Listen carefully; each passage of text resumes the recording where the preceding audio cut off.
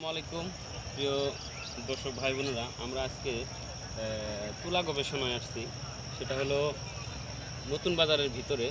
তো আমি যদি একটু দেখাই আপনাদেরকে, তো দেখতে পারবেন যে কত দর্শক এখানে আসছে, দর্শনার্থী। মানে যার যার মতো করে আসছে, ঘুরতেছে, আমরাও আসছি।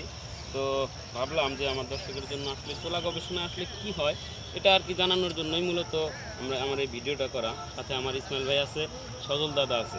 তো দর্শক দেখুন, এই যে তুলা কিন্তু এখন চলে আসছে, এই যে গোটা আসছে, আবার এই যে তুলা দেখুন, এই যে এখানে তুলা দেখা যাচ্ছে। তো এই তুলাটা আসলে এরা কি গবেষণা করে। তো কত সুন্দর দেখুন, এই যে তুলার যে ফলটা, কলি কলি হ্যাঁ কলিটা কিন্তু খুবই সুন্দর দেখতে, মনে হয় একটা ফল খাওয়ার মতো, কিন্তু আসলে এটা খাওয়ার যোগ্য না। হ্যাঁ, এটা থেকে আসলে তোলাটা হবে। তো দর্শক, এটা থেকে ফুল আসে ফুল হ্যাঁ ফুল প্রথমে এটা থেকে ফুল আসবে না, আগে ফুল আসবে, তারপরে ওই গোটাটা হবে, তারপরে এটা ফুলবে, ফুলে আর কি তোলা হবে।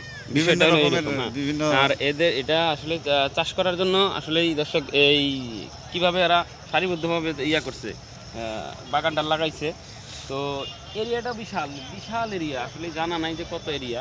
এই চারদিক যদি আমি ক্যামেরাটা ঘোরায় দেখাই, তাহলে আপনারা বুঝতে পারবেন যে কতটুক মানে এরিয়া, হিউজ পরিমাণ, এবং যে দর্শক আসছে বলার বাহুল্য।